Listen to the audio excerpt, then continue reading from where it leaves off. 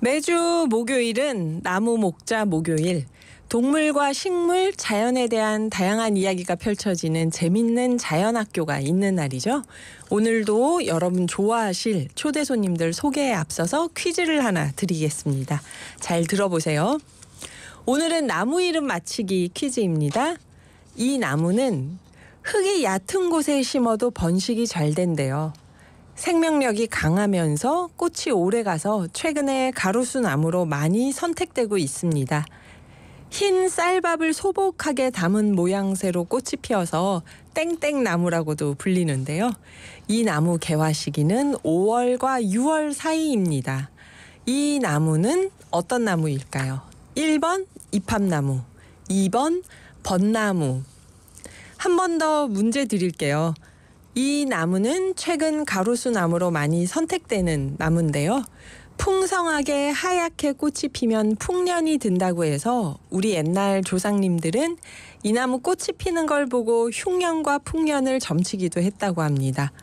나무 꽃이 쌀밥나무를 닮았다고 해서 이렇게 이름이 붙여졌다는데요. 이 나무는 어떤 나무일까요? 1번 이팝나무, 2번 벚나무. 쌀밥을 힌트를 과감하게 드리자면 옛날에 쌀밥을 이게 이팝이라고도 하죠. 우리나라 저 휴전선 위쪽에서는 1번 이팝나무, 2번 벚나무. 정답 아시는 분들은 단문 50원, 장문 100원의 정보 이용료가 들어가는 샵 0999로 문자 주시면요.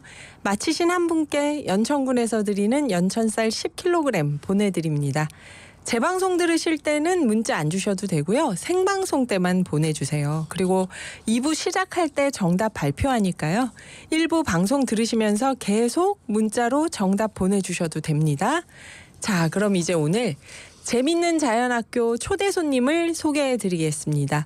노윤석 수석연구원님, 또 박지현 녹색탄소연구소 정책이사님 함께하셨습니다. 안녕하세요. 안녕하세요. 안녕하세요.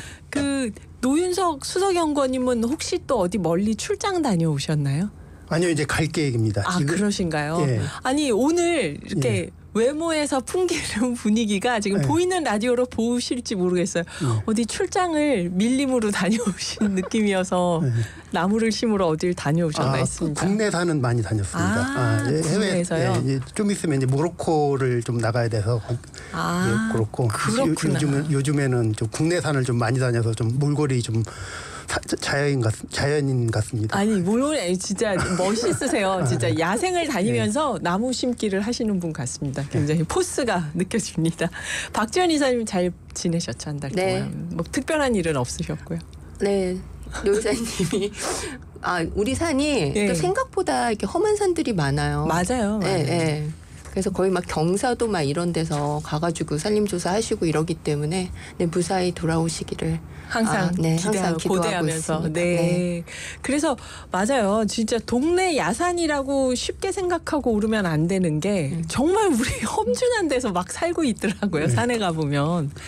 오늘 나무 박사님 두 분이 재미있는 나무 이야기 들려주실 텐데요. 먼저 지난번에 3804님이 이 문자로 문제를 주셨어요.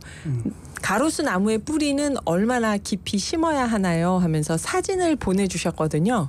또 오늘 나무 박사님들과 3804님 여쭤보신 가로수를 주제로 여러 가지 이야기 나눠보려고 합니다. 일단 가로수는 왜 심나 할 때 사람 옆에 나무가 있으면 좋으니까 그냥 이렇게 막연히 생각했는데 이게 기능이 어떤 게 있어요? 가로수를 왜 심는 걸까요, 우리가 도심에? 일단 가장 말씀하신 것 중에 이제 도심에 쾌적한 환경을 제공하는 게 가장 크고요. 네.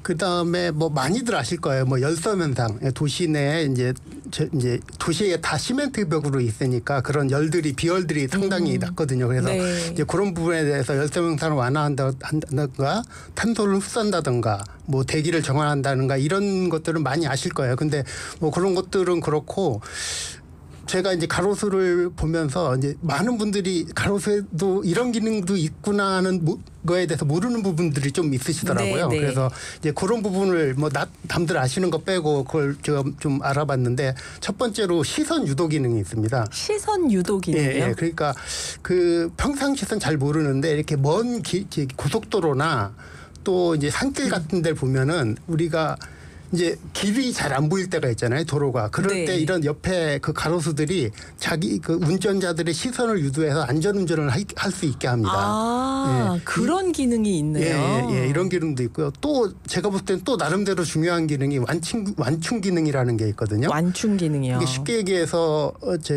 뭐 그런 경우 많이 저 같은 경우는 산을 많이 다니다 보니까 많이 봤는데 네네. 우리나라 산이 아까 말씀 경사가 급하잖아요. 이제 그런 지역에 보면은 이렇게 그런 거에 대해 이런 가로수가 없으면 바로 절벽이 보이거든요. 그러면 운전하시는 분들이 상당히 불안감을 느껴요. 그리고 실제로 만약에 운전을 조금 실수해서라도 이제 이제 차선을 이탈할 경우가 생기잖아요. 그럴 경우 그런 차단 효과나 이제 도로 밖으로 밀려나지 않도록 하는 그런 완충 기능도 있거든요. 아하. 그러니까 이런 기능들은 많이들 모르시더라고요. 이런 기능도 있다. 그러니까 가로수는 충분히 그 자체로서 기능을 많이 하고 있고 환경뿐만 아니라 기능적인 측면에서 많은 도움을 주고 있다. 보시면 될 것 그렇네요. 같아요. 그러니까 가로수를 인도 가운데다 안 심고 보통 차도 인도 사이에다 이렇게 심는 이유가 그렇죠. 그런 완충지대나 시선을 붙잡는 기능 역할들을 하는 거네요. 그러니까 그게 가로수의 역사가 원래 네. 굉장히 오래됐거든요. 아. 근데 지금 이제 현대 도시에서의 우리가 이제 가로수라고 하면 도시에 식물들이 없으니까 네. 이 가로수가 이제 뭐 열섬 현상을 완화시킨다든지 뭐 도시 그늘을 그러니까 우리가 지금 벌써 6월 달이 되니까 완전 5월 달하고 너무 다르지 않아요? 맞아요. 예, 맞아요. 그러니까 날이 맑아도 막 5월 달은 이렇게 막 날이 좋다 그러는데 지금은 막 자외선이 그냥 강하게 공격하는 느낌인데 그러니까 그렇게 그늘을 형성을 한다거나 뭐 도시 탄소 흡수원을 뭐 증진시킨다거나 네. 이런 게 이제 우선적으로 떠오르는데 네. 사실은 뭐 유럽 같은 경우는 뭐 로마 시대, 중국 같은 경우는 주나라 때부터 가로수를 식재했다라는 기록이 있어요. 근데 그때의 그 가로수의 기능은 네. 지금 연구원 노윤석 수서연구원님이 말씀하셨듯이 그러니까 그 어떤 도로의 표지 그러니까 표식이라고 하는 게 가장 중요했던 그런 기능인 것 같아요. 근데 우리나라 같은 경우는 사실 도시가 네. 그러니까 이렇게 뭐라 그래야 되지? 그러니까 저희는 이렇게 막 드넓은 평원이 이렇게 쫙 펼쳐지는 곳으로 이렇게 막 사람들이나 말이 다니는 이런 경우가 없는데 거의 없죠. 네. 근데 이제 뭐 유럽이라든지 뭐 로마 제국이라든지 중국 같은 경우는 그냥 막 그 평원이 막 넓으니까. 끝없는 그 지평선 속에서 네. 이제 이렇게 이동이 필요하잖아요. 그래서 이제 군사용 도로를 닦거나 그럴 때 이제 그 길을 닦으면서 옆에 가로수로 나무를 심었다. 그게 이제 가로수의 유래다라고 이렇게 알려져 그렇군요. 있더라고요. 네. 하기는 고대 시대에 무슨 자연을 우리가 많이 훼손하고 자연이 없어서 네, 거기 네. 나무를 심진 않았을 거 아니에요. 그쵸. 그러니까 지금 말씀해 주신 대로 로마나 중국 같은 데서 그 드넓은 평야지대에 도로를 낼 때 양쪽으로 가로수를 심어서 표식의 역할을 하도록 했다. 아하, 그렇군요. 근데 지금 가로수도 보면은 유행이 있다는 말이 있던데요. 저는 뭐 그 정도로 눈여겨보진 못했지만 한때는 은행나무 많이 심었는데 이건 알겠어요. 은행나무가 어느 날 그 냄새나는 은행 열매 때문에 욕을 먹더니 막 숭덩숭덩 잘리더라고요. 가로수가. 그다음에 벚나무 굉장히 많이 심는구나는 거 느끼고요. 그리고 요즘은 저희가 퀴즈로 냈던 그 나무, 땡땡나무, 쌀밥 같은 그 나무가 많이 보이는데요. 우리나라도 이렇게 가로수가 진짜 우리가 느끼는 것처럼 어떤 유행이나 역사가 있었던 걸까요? 아니면 저희가 지금 그냥 예민하게 이렇게 느끼는 걸까요? 아니야, 오늘 그 퀴즈 문제가 네. 이거 좀 난이도가 높은 거 아니야 그랬는데 완전 우리 김희숙 진행자님께서 완전히 대놓고 힌트 그래요? 저는 방송을 잘 들으시면 됩니다라는 얘기를 살짝 곁들이려고 했는데 맞습니다. 근데 우리나라 가로수가요. 원래는 아니 근데 옛날에 가로수는 기억이 안 나세요? 아주 옛날에 네, 은행나무 이전에 은행나무 이전에는 저 이렇게 네. 축축 늘어지는 포플러 나무가 있었던 것 같은데 버드나무. 네, 맞아요. 그러니까 처음에는 이게 이제 어떤 근대화와 함께 그러니까 도로가 만들어지고 네. 그리고 이제 나무가 이렇게 식재가 된 거기 때문에 그러니까 이게 이제 일제 강점기 때는 주로 이렇게 흙과 나무들, 그러니까 이게 하천에서 잘 자라는 이런 네. 나무들이 수양버들이 숨어지거나 아니면 이제 양버들, 뭐 미루나무 하는 얘네들이 포플러인데요. 얘네들이 가장 많았었고, 네. 그다음에 제가 기억하는, 그러니까 도시에서의 가로수는 단연 플라타너스가, 그러니까 가로수하면 저는 떠오르는 나무가 플라타너스거든요. 그렇네요. 플라타너스. 네. 근데 이제 저는 어렸을 때 플라타너스가 이렇게 딱 각인이 되어 있기 때문에 포플러 나무라는 말을 하면 이게 포플러가 플라타너스의 다른 말인 줄 알았어요. 근데 그게 아니고 네. 제가 알고 있는 미루나무라고 하는 게 이렇게 포플러 나무에 속하는 그런 거였더라고요. 그러다가 이제 그 플라타너스들이 또 그런 어떤 이제 그 문제, 뭐 은행나무가 이제 냄새가 난다 하는 것과 마찬가지로 네, 네. 이 플라타너스가 이게 꽃가루가 되게 심해서 그래가지고 얘네들이 조금씩 퇴출이 되면서 은행나무, 벚나무, 그다음 이팝나무, 네. 네, 이렇게 이제 다양해지는 이런 추세를 보이는 것 같아요. 근데 북수원 쪽에 보면 소나무를 가로수로 심었어요. 요즘에는 소나무도 많이 심습니다. 그래서 저는 아니 처음에 여기 들어오면서 깜짝 놀랐어요. 아니, 가로수로 소나무를 막 이렇게 계속 심어놓는 동네도 있구나 그랬는데 요새는 많이 심나요, 소나무도? 그게 좀 특별한 의미도 있습니다. 이제 수원시의 나무가 소나무거든요. 시의 나무가. 네, 시의 나무 또 그 지역이 북수원 IC 근처가 노송지대라고 해서 원래부터 정조대왕 때도 소나무를 심었던 데요. 그러니까 곳이에요. 역사적 의미도 있고 이제 거기는 진짜 잘 조성된 우리나라의 대표적인 가로수길 중에 하나죠. 네. 그래서 서울에서 버스 타고 들어올 때 소나무가 쫙 갑자기 펼쳐지면은 좀 더 가다 왕궁이 나올 것 같은 분위기인데 안 나오고 이제 시장이 나오죠. 정조대왕이 거기서 조금 놀았다는 역사적 사실이 있습니다. 그렇구나.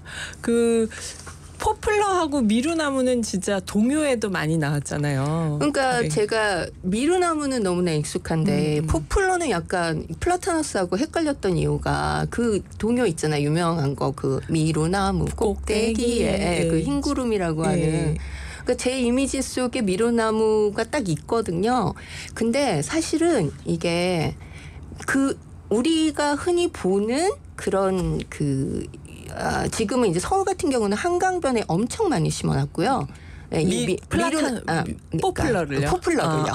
네. 근데 우리가 보는 그 포플러는 사실은 미루나무가 아니라 양버들이라고 하는 나무입니다. 좀 다른 건가요? 그림이 혹시 준비가 됐는지. 네. 저기 지금 보이는 라디오로 자료 화면이 나갈 거예요. 그러니까 포플러하고 양버들, 양버들하고 미루나무 이 두 개가 다 비슷한 애들이에요. 그 포플러의 나무라고 둘 다 불리는데 여기에서 미세한 차이가 있다면 양버들은 이렇게 좁게 위로 이렇게 쌀이 밑자루처럼 올라가는 나무고요.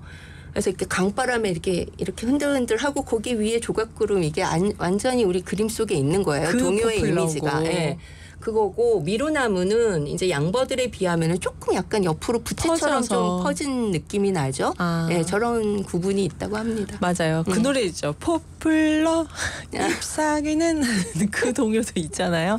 그러니까 그만큼 그런 동요들이 나올 때 가로수에 포플러, 양버들, 미루나무가 많았다. 네네. 플라타너스는 이게 등장하는 시도 있었던 것 같은데 꽃가루 얘기를 하시니까 알겠어요. 이거 예전에 꽃가루 돌 때마다 참 문제가 많았는데. 그리고 제가 기억하는 은행나무, 벚나무, 또 이팝나무 이렇게 왔던 건데요. 저희 미루나무, 양버들 같은 포플러, 플라타너스 이런 게 가로수의 대세이다가 벚나무, 이팝나무로 오게 된 건 역시 꽃가루나 뭐 이런 것 때문이었을까요? 근데 그게 좀 문제가 있는데요. 사실 맞습니다. 꽃가루 때문에 밀렸는데요. 이게 사실이 아니에요. 잘못 알고 계신 건데. 뭐가 사실이래? 사실인데 사실이 아닌 이야기. 네. 지금 이게 문제가 생기는 게 봄에 보면은 이게 버드나무, 포플러, 파라타나스 우리는 꽃가루라고 하는데 솜털 뭉치 같은 게 막 날리고 날려다녀요. 뭐 하천에 떨어지고 그게 있잖아요. 그게 사실은 개들이 그 안에 씨앗이 있어요. 그 씨앗이 멀리 퍼지게 위해서 그렇게 이제 솜털처럼 해야지 바람에 잘 날리니까 이게 날개 같은 역할을 하는 거예요. 그래서 이거는 절대 알레르기 유발 물질이 아닙니다. 아 그래요? 네, 절대 그것 아니고요. 때문에 알레르기 생긴 줄 알았는데. 알레르기가 생기는 말 그대로 꽃가루인데 네. 이 나무들의 꽃가루가 아니고 소나무, 네. 오리나무, 자작나무, 뭐 삼나무 이런 것들의 꽃가루에서 알레르기가 생기는 건데 이게 무슨 일입니까? 그게 거의 동시에 이제 그 꽃가루 날릴 시기하고 이 꽃 뭉치가 돌아다니는 날 때가 시기하고 똑같거든요. 같으니까. 그러니까 근데 사실 이제 시각적으로도 보기 안 좋죠. 왜? 뭐 하얀 것들이 막 모여 있고 그러니까. 그러니까 시각적으로 얘네들은 이렇게 솜털 모양으로 이렇게 막 그다음에 이렇게 길에 막 뭉치뭉치 네네. 있으니까 사람들이 이제 얘를 이제 꽃가루라고 지목을 하는 것이죠. 알레르기의 유발물질이라 유발물질. 완전히 착각이죠. 어쨌든 그것 때문에 없어졌습니다. 야, 이 동네 많은 피부과 의사 선생님들이 원인을 잘못 진단하고 계셨네요. 자, 그러면 우리 원모 찬스의 내 안의 하늘과 숲과 그대를 듣고 2부에서 이 흥미진진한 이야기 마저 이어가 보겠습니다. 오늘의 기후 2부 시작합니다. 진행하는 저는 김희숙이고요. 오늘 재밌는 자연학교 밀림에서 온 나무 박사님들 노윤석 수석연구원님과 박지연 녹색탄소연구소 정책이사님과 함께하고 있는데요. 짧은 문자 50원, 긴 문자 100원의 정보 이용료가 있는 샵 0999로 질문이나 하시고 싶은 말씀 보내주시면 저희가 방송 중에 바로 선생님들께 여쭤보겠습니다. 자, 2부를 시작했으니까 가장 기다리고 계실 오늘 쌀 상품을 받을 퀴즈 정답을 얘기해야겠죠. 퀴즈 문제를 먼저 다시 보면요. 나무 이름 맞히기 문제였거든요. 이 나무는 흙이 얕은 곳에 심어도 번식이 잘 되고 생명력이 강해서 또 꽃도 오래가서 최근 가로수나무로 많이 선택되고 있습니다. 흰 쌀밥을 소복하게 담은 모양새로 꽃이 피어서 땡땡나무라고 불리는데요. 이 나무의 개화 시기는 5월에서 6월 사이입니다. 이 나무는 어떤 나무일까요? 1번 이팝나무, 2번 벚나무였는데요. 지금까지 정답을 보내주신 분들 보니까 다들 한 가지 나무로 다 통일해서 보내주셨네. 이 많은 분들이. 답변 정답 어느 분이 말씀해 주시겠어요? 박지연 이사님? 아니 오늘 정답 소개는 노윤석 수석연구원께 양보하도록 하겠습니다. 어려운 거라. 네. 갑자기 정답 소개하려니까 어색하네요. 정답은 1번 이팝나무입니다. 이팝나무요. 네. 저는 어릴 때 이팝나무를 한번 봤는데 이게 쌀밥의 그 모양새여서 이팝나무라고 하는 얘기를 듣고 정말 이해가 안 됐던 게 꽃이 너무 예뻐서 저는 아무리 봐도 이게 밥 같지가 않은 거예요. 그래서 지금도 이팝나무를 볼 때마다 거의 벚나무만큼 예쁜데 얘는 왜 어쩌다 쌀밥나무라고 붙었을까 그러고 보는데 이팝나무 말고 조팝나무도 있잖아요. 그거는 조밥인가요? 네. 그렇게 연상돼. 근데 그것이 그 플라타너스 포플러처럼 이팝나무, 조팝나무가 글자 하나 차이잖아요. 근데 그 나무가 사실은 굉장히 달라요. 보시면은 딱 그 조팝나무, 이팝나무는 그냥 바로 구분을 하실 수가 있는데 혹시 사진이 지금 보이는 라디오에 조팝나무는 저렇게 키가 약간 장미과에 속하는 나무, 키가 좀 작습니다. 그리고 꽃도 진짜 이렇게 꽃잎 이렇게 있는 나무고요. 그렇네요. 근데 이팝나무는 이렇게 교목이고요. 키가 큰 나무고 그다음에 말씀하신 저도 사실은 이팝나무하고 쌀밥을 잘 이렇게 연결을 못 시켰었는데 옛날에는 진짜 흰 쌀밥이 좀 귀하니까 약간 길쭉길쭉하잖아요. 하얗고. 그래서 그냥 이거 보고 보시는 분들이 너무 좋아서 그냥 이팝나무라고 이렇게 불렀던 것 같아요. 그러니까 안 이쁘다고 해서 밥이라고 부른 게 아니라 너무 그렇죠. 귀하고 좋은 거여서. 이쁜 것이 그게 귀한 게. 그렇구나. 조팝나무는 보니까 정말 좀 이렇게 꽃잎처럼 보이고요. 이팝나무는 좀 길쭉길쭉하네요. 그게 가늘고 긴. 저게 한꺼번에 피어 있으면 정말 벚나무만큼 환하고 이쁘더라고요. 저는 저걸 보면. 그 조팝나무하고 이팝나무 이미지를 한번 살펴봤는데요. 아까 1부 마무리할 때 그 충격을 조금 가다듬고 그러면 그 꽃가루 알레르기가 저희는 포플러나 플라타너스 때문에 생겨서 얘네들을 가로수에서 다 자른 줄 알았는데 그리고 그 하얀 손뭉치, 실뭉치 같은 게 떠다니면 막 피부과에 가면은 약 처방해주고 알레르기 때문이라고 하니까 모두가 누가 이런 나무를 가로수로 심었나 막 화내고 이랬는데 아무 상관없다 알레르기와. 그 알레르기와 관련 있는 나무를 아까 쭉 말씀해 주셨잖아요. 뭐 소나무, 자작나무, 참나무, 저기 삼나무, 이런 것들. 근데 소나무, 자작나무, 참나무, 삼나무가 뭐 그렇게 가로수로 많이 있는 게 아닌데 왜 그렇게 우리가 꽃가루 알레르기에 막 꽃가루가 숯가루는 사실 우리가 소나무 가루 같은 경우는 눈에 좀 보이긴 하는데 나머지 나무들은 워낙 작습니다. 이게 사실 워낙 작게 날아다니까 눈에는 안 보이는 거죠. 보이지 않는 꽃가루에 알레르기가 생기는 거다. 그렇습니다. 그렇구나. 저희 동네 소나무 많은데 알레르기를 조심해야 되나요? 상대적으로 소나무는 좀 알레르기 유발 지수라고 하나 하여튼 의학적으로는 게 좀 낮은 편이고요. 이제 참나무나 뭐 참나무도 우리나라 엄청 많긴 하지만 참나무나 그 이제 심한 게 삼나무. 그러니까 삼나무가 일본에 엄청 많거든요. 거기는 진짜 많죠. 일본은 봄철이면은 뭐 알레르기 전 국민의 한 80%가 알레르기에 걸린다는 뭐 그런 얘기 있을 정도 삼나무 알레르기가 좀 꽃가루가 좀 심한 편입니다. 그러니까 나무마다 성분은 있지만은 그 작용하는 기작들은 조금씩 틀린 것 같아요. 그러면 제가 만약에 어떤 알레르기가 있다면 그게 어느 나무 꽃가루 때문에 알레르기인지는 사실 모르겠네요. 검사를 해보면 알겠죠. 검사를 해야 되는. 어쨌든 여러분 그 하얀 실뭉치는 알레르기 유발 물질이 아니라고 합니다. 죄가 없다는 걸 좀 알아주셨으면 불쌍하게 좋겠습니다. 퇴출이 됐네요. 가로수에서. 그러면 지금 이 이팝나무가 대세라고 하는데 가로수로 어떻게 보시나요, 선생님들은? 이게 수종이 이팝나무로 바뀌어서 거리마다 심겨지는 게 지금. 저는 개인적으로 그 좀 싫어하는 편이에요. 그래서 근데 이팝나무에 또 장점이 있잖아요. 장점은 분명히 있습니다. 저기 가로수가 나무가 쓰이려면 일단은 천천히 자라는 게 좋아요. 너무 빨리 자라는 것도 안 좋고 천천히 자라고 또 잎들이 위에 달려서 이렇게 밑에를 이제 시선을 안 막고 방해하지 않는 게 좋고 그런 면에서 이제 이팝나무가 가로수는 딱 좋아요. 근데 제가 이팝나무를 그렇게 못마땅해 하는 거는 제가 이제 최근에 통계를 봤거니까 제 눈에도 사실 이팝나무가 너무 많이 실려져 있고 정말 많아졌어요. 그리고 통계를 봤어요.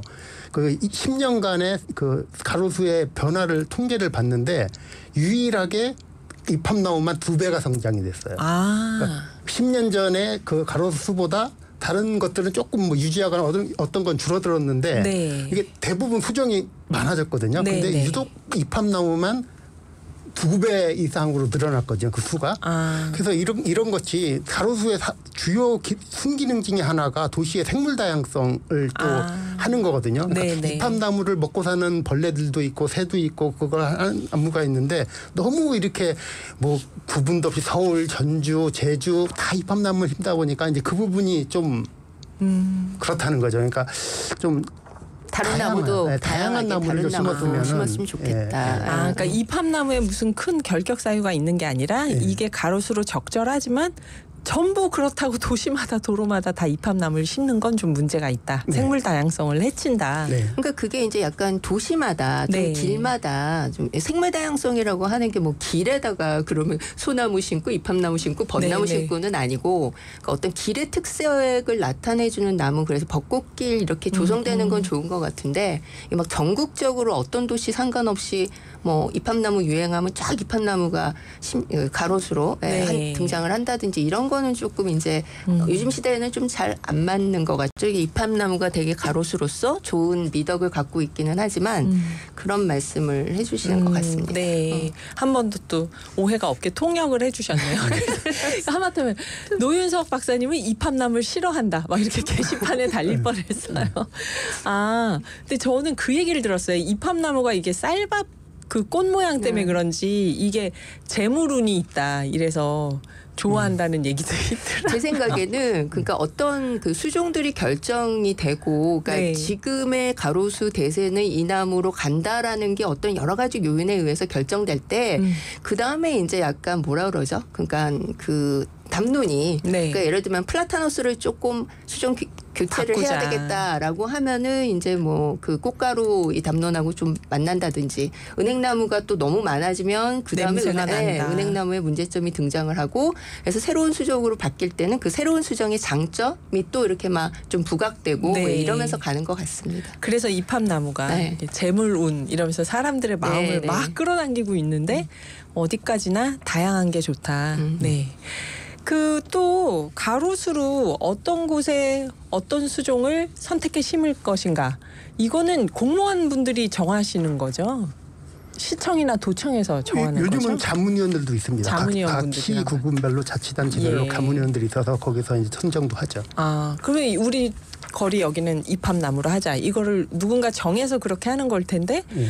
이곳의 가로수는 정말 잘 정했다. 여기는 조금 잘못 정한 것 같다고 보실 때 거리나 도시마다 평가를 해주신다면은 그게 좀 있을까요? 예. 뭐 기본적으로는 가로수가 이제 기능적으로 중요하니까 기능을 유지하면서 지역의 특색을 잘 갖추는 나무가 가장 좋은 가로수겠죠. 그래서 제가 뭐 많이 다녀보진 않았지만 그러니까 다녀본 결과로는 제 기억에 남는 거는 제주도의 먼나무라고 있습니다. 먼나무요? 예, 그 오. 농담 삼아 제주도민들이 관광객들이 제주도를 갔을 때 가로수에 빨간 열매가 요만한 열매가 달린 나무들이 많이 보셨을 거예요. 제주도 네, 가신 네, 분들은. 네. 그러면서 제주도민들한테 물어본답니다. 저게 뭔 나무예요? 그러면은 먼 나무입니다. 예, 그렇게 해서 먼 나무라는 게 있는데 이게 상당히 이뻐요. 이 제주도 특산이기도 하고 네, 또 네, 이제 네. 이쁘기도 하고 이제 이런 것들이 참 잘 선택된 나무. 그 다음에 다른 예로는 충주의 사과나무. 아, 충주의 사과나무가 가로수인가요? 네, 충주는 오. 사과나무가 가로수입니다. 뭐 전체가 다 그렇다는 거 아니에요. 일부 도로를 이제 지역에서요. 그렇게 해놨는데 그런 건 잘 정한 것 같아요. 네, 잘 정한 네. 거. 근데 반면에 또 잘못 정한 사례들도 뭐 말씀드려야 되는데 동대구역 근처에 히말리아 시다라는 게 있어요. 히말라야 시다요? 예, 예. 그게 히말라야 나무인가요? 예, 히말라야에서 주로 자생하는 나무인데 멋진 나무 치면수인데 이렇게 넓게 펼쳐지고 뭐 옛날에 영화에 뭐 이제 보면은 눈 내린 산에 이렇게 넓게 히말라야, 퍼져갖고 네, 그 히말라야 있는 산, 침엽수. 예, 그런 것들을 대구가 데프리카 아닙니까? 뭐 이 지역 더운데. 예, 추운 지역에 사는 나무를 거기다 근데 이게 사실 아주 그때 당시에 높으신 정치인분이 그 나무를 엄청 좋아하셨대요. 아, 기상이 나타나지니까 네, 막. 그러니까 이제 심어놨는데 지금은 한때는 엄청 관리를 잘해갖고 잘 사는데 네. 암만 해도 못 살죠. 갈수록 더 너무 더워지고. 더우니까. 그러니까 그런 것들은 이제 다 없어지고 이제 그런 안타까운 사연도 있고. 네. 또 아까 제주도는 뭐 좋은 얘기 하나 했으니까 또 나쁜 얘기도 해야 되는데 제주도 가면 야자나무들이 많잖아요. 저 그게 예. 제주도가 남쪽이어서 예. 자생하는 건 줄 알았어요. 와, 그래서 우리나라 제주도에 야자나무도 크는구나 막 이랬는데 아니라면서요. 자생이 아닙니다. 억지로 심은 겁니다. 대부분 다 대부분이라고 하지만 되게 많은 상당 부분이 다 못 살고 있어요. 그래서 시들하고 가보시면 알겠지만 그러니까 너무 관광지 열대지방의 관광지 분위기를 내려는 의도는 알겠는데 좀 가로수 생명할 때 보면 잘못 심은 나무다라고 보고 싶어요. 그럼 가로수는 정말 그 지역 기후, 날씨에 잘 자랄 수 있는 나무를 심어야 되네요. 네, 그렇죠. 아무리 다른 데서 멋있어 보여도. 그렇죠. 일단은 그렇게 접근을 하는 게 좋을 것 같고 네네. 그 우리나라의 뭐 시목도 시마다 나무 정하는 뭐 거요. 그런 것도 이제 조금 다시 한번 좀 돌아볼 필요가 있을 것 같고 아까 우리 수소연구원님이 그 가로수로 이제 좋은 수종할 때 그러니까 너무 많이 자라지 않고 좀 천천히 자라는 나무가 좋다 그러셨는데 네. 사실 그 포플러나 플라타누스는 얘네들이 가로수의 주요 수종으로 채택된 게 빨리 잘 자라기 때문이잖아요. 그렇죠. 그래서 이제 사실 가지치기 좀 처참하게 당하고 그 플라타누스가 특히 그런데 네. 그런 좀 안타까운 점이 있는데 예를 들면 이런 것도 있는 것 같아요. 그냥 그때 유행이 있잖아요. 그러니까 예를 들면 메타세콰이어가 굉장히 시민들에게 호응이 좋아요. 메타세콰이어 길이.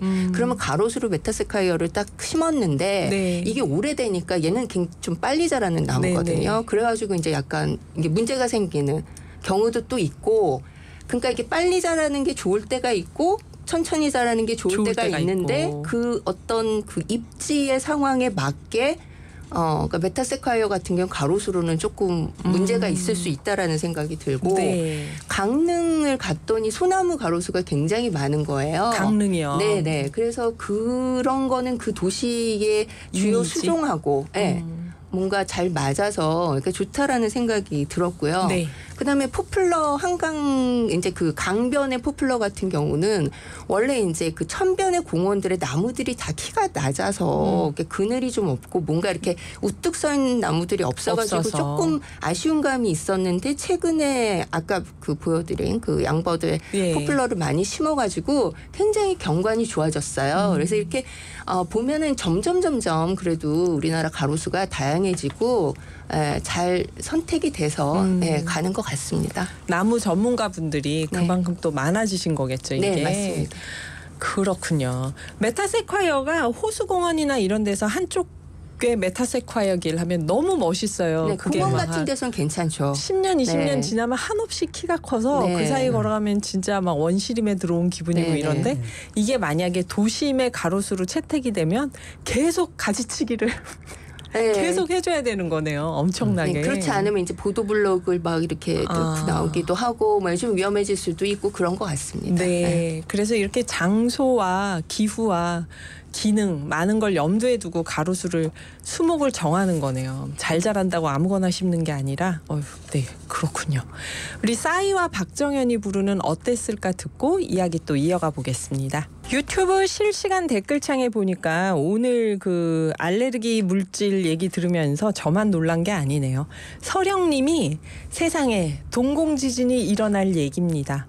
왜 하필 호흡기 질환 일으키는 저 솜털 날리는 나무를 가로수로 이렇게 많이 심은 거야? 투덜댔는데 미안해지네요. 네, 여러분 그 실뭉치처럼 돌아다니는 플라타나스와 포플러의 그 꽃가루처럼 보였던 그거는 알레르기 물질이 아니라고 합니다. 눈에 안 보이는 꽃가루들이 사실은 알레르기를 유발한대요. 그리고 계속해서 서령님이 이탈리아 북쪽 호수가 많은 도시에는 키가 작은 배롱나무를 많이 심었는데요. 꽃이 예쁘니까 아기자기한 분위기를 주더라고요. 또 키 크고 뭉게구름처럼 둥글둥글한 로마 소나무도 예전부터 오래 있었고요. 펜지처럼 작고 잔잔한 꽃을 가로수 아래에 많이 심어서 환한 분위기를 주고요. 다리 난간에는 프랑스 제라니움을 심어서 제라니를 심어서 폭포수처럼 떨어져 내리게 하고요. 가로수도 중요하지만 도심의 꽃 가꾸기 엄청나게 노력한다고 느껴집니다. 아하, 이탈리아 북쪽 도시에서요. 그렇죠. 사실 그 시에서 나무만 심어놓고 그 밖에 꽃들이 없다면 그것도 참 삭막하겠죠. 진짜 로마 시대 군사도로 같겠죠. 가로수만 짝이 있고 다른 식물들이 없다면. 근데 이탈리아 얘기는 정말 이렇게 읽어도 너무 예쁘네요. 가로수 아래에 펜지도 심겨져 있고 그렇다고 하니까. 또 최숙자님이 이런 분들 계세요. 지난번에 오늘 나오시면 침엽수에 대해서 말씀해 주신다고 하셨어요. 그러셨습니다.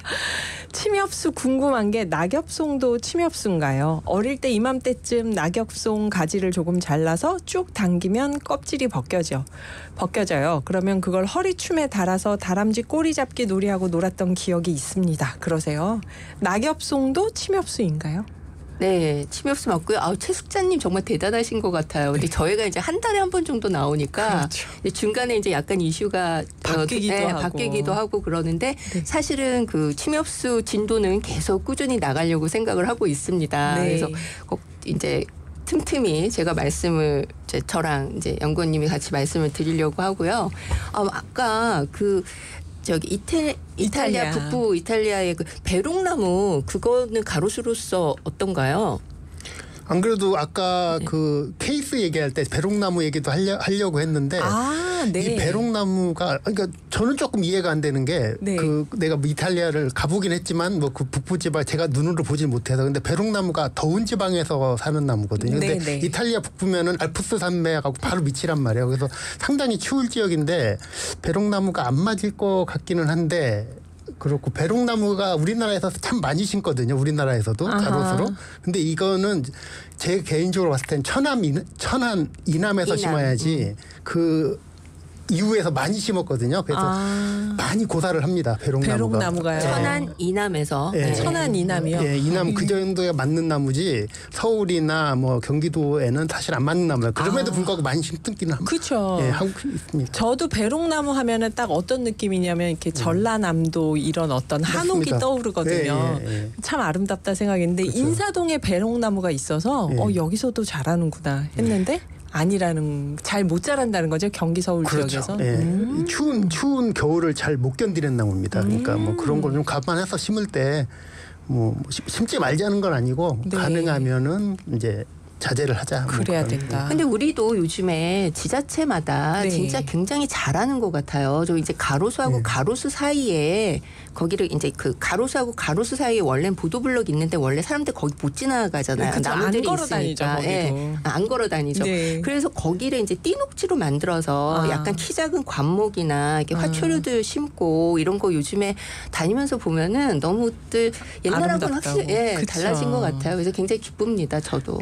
서령님, 이탈리아 북쪽 호숫가 도시에 키 낮은 배롱나무가 많이 심겨져 있다고 하셨는데 이게 다른 종류의 배롱나무인지 굉장히 궁금해집니다. 이렇게 말씀하셨으니까 틀림없이 거기 많이 심었을 텐데요. 그럼요. 그렇죠. 네, 그렇죠. 네, 네. 네, 네.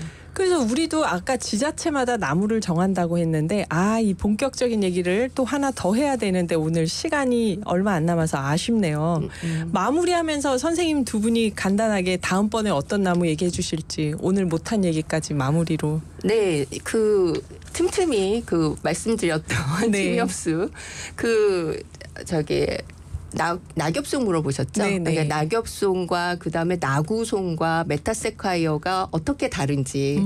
네, 그다음에 또 아까 가로수 좀 다양해지는 것과 관련해서 네. 그 띠녹지 형성하는 거랑 그다음에 각종 요즘에는 그 벽을 이렇게 콘크리트 벽을 세우지 않고 네. 예를 들면 나무로 이렇게 울타리를 하는 것도 굉장히 거기에 측백나무류들이 굉장히 많이 이용이 되거든요. 네. 네, 그런 거라든지 이런 내용들을 그다음에 보니까 저희가 가로수 조사하면서 보니까 이게 성남시나 뭐 용인시 이렇게 경기도의 그 자치시들이 그 심옥을 침엽수를 뭐 많이 정하고 있더라고요. 네. 역시 침엽수의 나라 침엽수파 너무 좋고요. 그래서 이제 그런 내용들을 가져와서 좀 더 알겠습니다. 자세히 말씀을 드리도록 하겠습니다. 두 분 고맙습니다. 네, 감사합니다. 3부에서 뵙겠습니다.